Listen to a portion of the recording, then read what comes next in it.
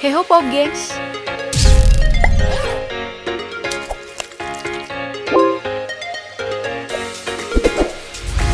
Manusia paling senang menyimpan benda yang punya kenangan, seperti boneka pemberian mantan. Suka juga menyimpan kenangan di sebuah benda seperti monumen di tiap kota, memperindahnya dan menjadi ikon kota. Dan melalui konten ini kita akan mengunjungi semua monumen paling ikonik di seluruh Indonesia dengan cerita uniknya. Oke, dari Pulau Sumatera dulu. Dimulai dari ujung utaranya Aceh, ada Monumen Samudra Pasai, pengingat kejayaan Samudra Pasai yang berjarak 300 meter dari kompleks makam pendirinya, yakni Sultan Malikusaleh. Dibangun sejak tahun 2012 hingga 2017, yang menghabiskan dana sekitar 49,1 miliar rupiah. Menggunakan dana APBN, Detik melaporkan adanya praktik korupsi di pembangunannya, yang merugikan negara hingga 20 miliar rupiah. Tapi santai saja, korupsi adalah budaya Indonesia, bukan?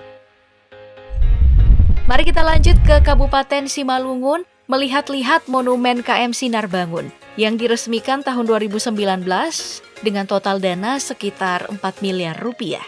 Untuk mengenang peristiwa tenggelamnya KM Sinar Bangun di Danau Toba, dibangun tanggal 18 Juni 2018, hari di mana pencarian korban dihentikan. Berbentuk miniatur kapal sepanjang 9 meter dengan warna semi-transparan, sehingga terlihat menyatu dengan langit. Perancangnya Yori Antar menamainya Kapal Arwah. Menghadap ke Danau Toba, monumen kesedihan ini bisa jadi tempat nyekar para keluarga korban. Meski begitu, di Bengkulu ada monumen berbau asing, Monumen Thomas Parr, monumen berbentuk segi 8 berkubah.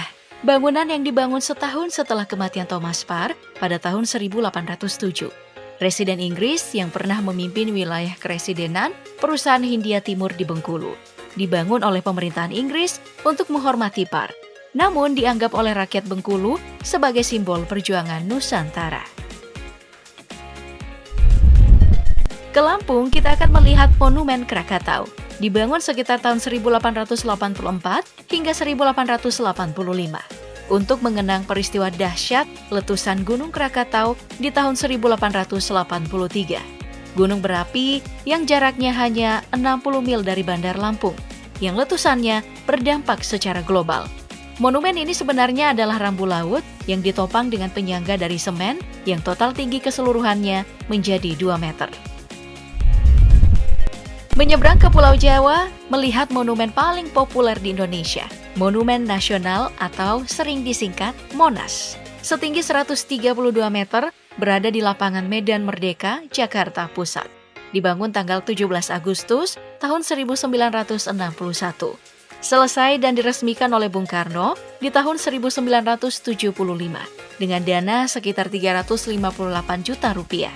Ide awal dari pembangunan ini bukan datang dari pejabat atau pejuang, tapi dari warga biasa.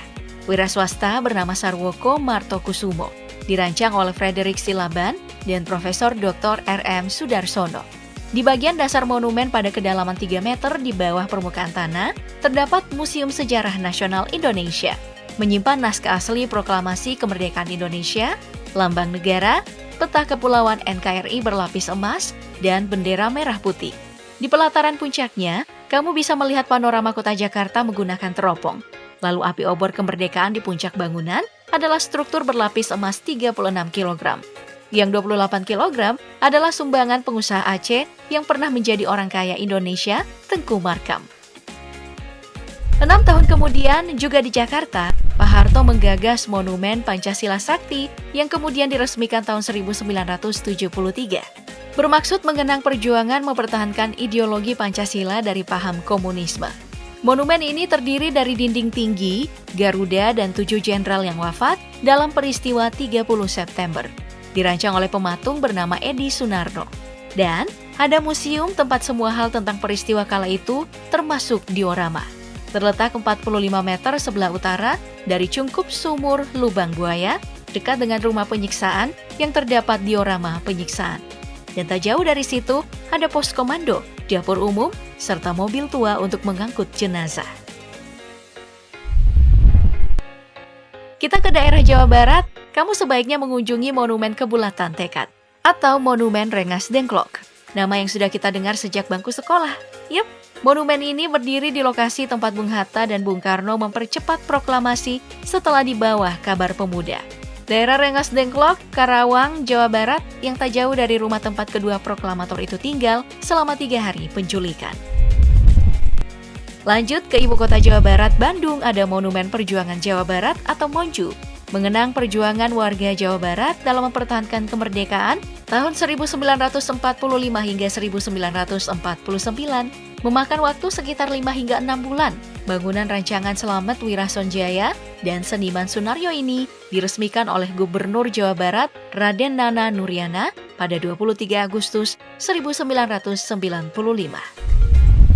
Kita pindah ke daerah istimewa Yogyakarta, melihat Monumen Serangan Umum 1 Maret, mengenang peristiwa ujuk kemampuan tentara Indonesia kepada dunia, terkhususnya Belanda yang melakukan agresi militer kedua pada tahun 1948. Serangan 1 Maret 1949 ini hanya untuk memperlihatkan eksistensi militer Indonesia. Dirancang oleh pematung yang di masa mudanya adalah seorang tentara, Sabtoto, dengan biaya kala itu sekitar Rp20.870.000. Dan monumen bambu runcing ini adalah yang paling ikonik, bukan hanya untuk kota Surabaya, tapi untuk warga dan catatan sejarahnya, mengenang perjuangan area-area Surabaya yang diresmikan di tahun 1981, berbentuk 5 pilar bambu runcing yang disebut-sebut sebagai senjata andalan warga dalam melawan kolonial. Kita menyeberang ke Pulau Bali, mengunjungi monumen peringatan peristiwa pemboman Kuta Bali yang terjadi tahun 2002. Monumen Panca Benua atau Ground Zero, dibangun tahun 2003 dan diresmikan setahun kemudian. Berada di atas Pedis Pub, lokasi pemboman yang berada di Jalan Legian Kuta, 26 menit dari Bandara Ngurah Rai. Bentuk dari monumen yang paling menonjol adalah kayonan atau struktur daun berwarna putih, yang di bawahnya diukir seluruh nama korban beserta kebangsaannya.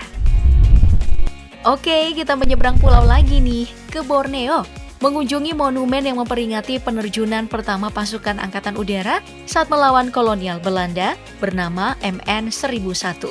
Monumen Palagan Sambi yang ada di kota Pangkalan Bun, Kalimantan Tengah, berbentuk pesawat terbang dengan jenis C4 Dakota RI-002, pesawat yang digunakan kala itu. Mari kita menyeberang lagi ke Pulau Sulawesi, melihat Mandala, monumen yang memperingati perjuangan pembebasan Irian Barat, dibangun tahun 1994 dan diresmikan setahun kemudian. Setinggi 75 meter, memakan biaya sebesar 75 miliar dan dirancang khusus oleh Pak Harto.